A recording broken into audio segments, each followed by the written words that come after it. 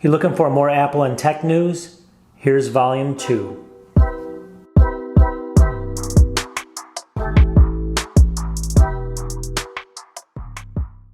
Welcome back to Volume 2 of Apple and Tech News. What we're going to do today is just like what we did last week, is we're going to go through maybe 6 or 7 different news stories about Apple, about tech news related to maybe Apple or just tech in general. And we're just going to go through the newest stories that are out there. So if you're a fan of Apple, number 1, if you're a fan of just technology, number 2, stay tuned and listen. I'm going to share my screen here. We're going to go through some of the most interesting articles that are out there over the last week or so. And this is going to be the volume for, July 19th.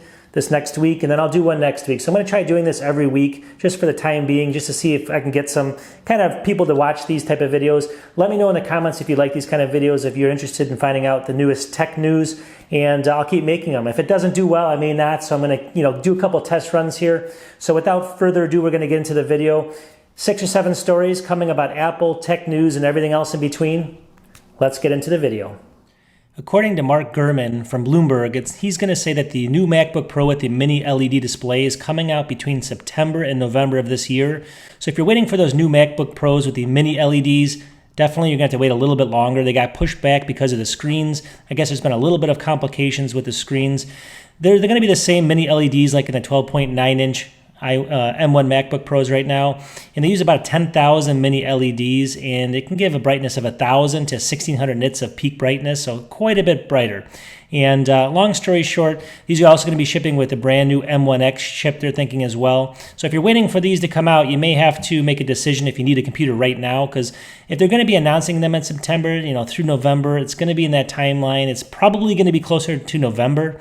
All right, the next one's from Mac Rumors, but it's actually an article reporting from 9to5Mac, so I want to give credit where credit is due.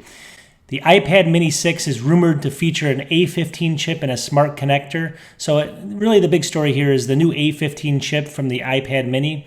If you scroll down here, it's going to be codenamed, so the next generation of iPad Mini, which they're still making, codenamed the J310. It'll feature significant upgrades. It's going to have the A15 chip, which is going to give it, obviously a pretty big, huge upgrade over what it had before. So that's going to be a really, really nice addition there.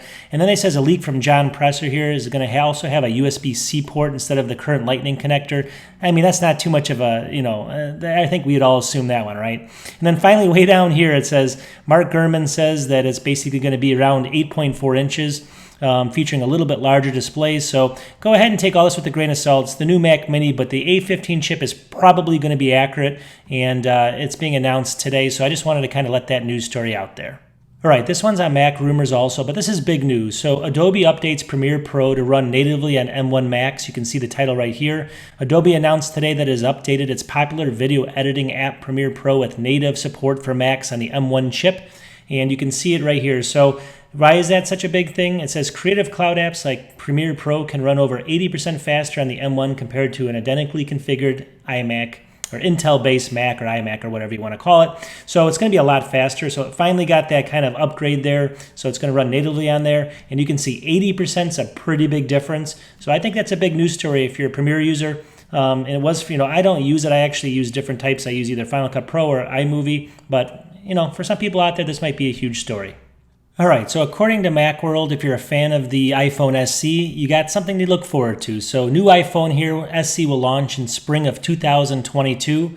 So it's going to stay at 4.7 inches. You can see it right here. It's going to probably come with the A14 processor, and it's going to appear next year, maybe March or April. So if you kind of scroll down here, it says it's got, obviously, if you have to like the small screen on this. A lot of people like it, some people hate it, and that's one big thing about it. The new upgrade in the chip is also going to be there, the A14 or the A14 Bionic.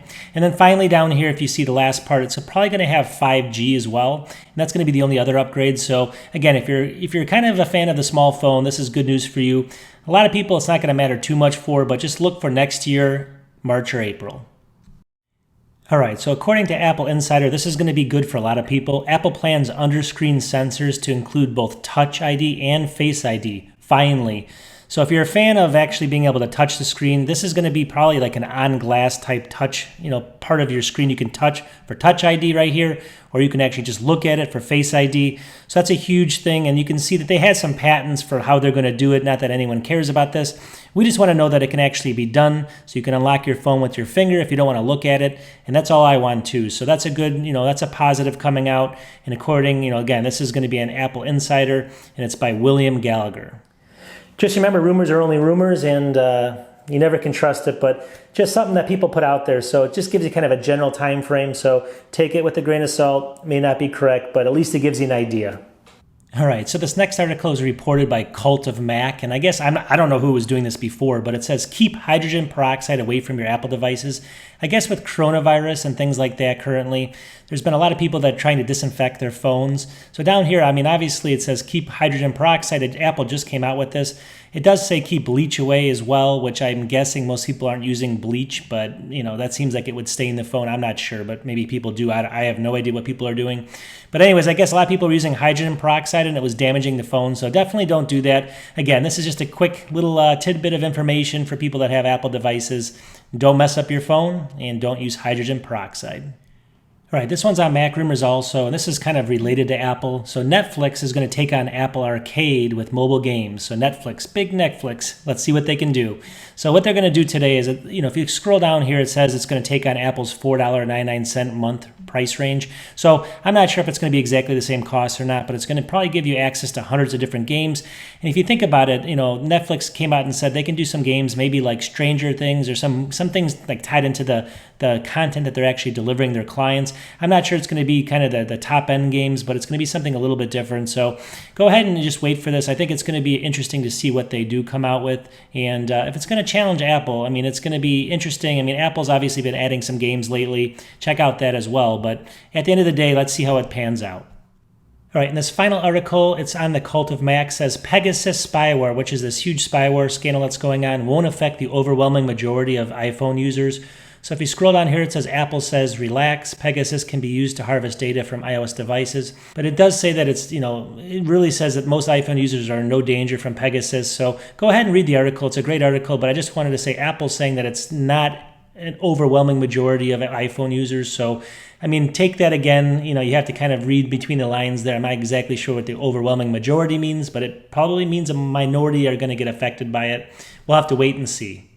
All right, so what do you think about those stories? Let me know what you think in the comments. Let me know if these stories are the kind of stories that you want me to kind of touch on. I like to touch on Apple mostly, and then I'll do some intermediate electronics, even some PC stuff, some stuff like the Netflix story that we just ran here, and just talk about technology in general. Some interesting stories that are out there for this week in 2021, and then we'll keep going. If I get enough people to watch, I'll keep doing them. If I don't, this might fade away. So let me know in the comments. It's important, and also spread this out. Maybe post it somewhere if you can to help the channel grow. Subscribe if you can if you're not subscribed, and we'll talk to you next week on the tech news. But I do a couple of videos a week, and usually I do a bunch of videos on just it can be anything from learning videos to reviews. So keep an eye open for those as well. And we will talk to you in the coming days here. Peace.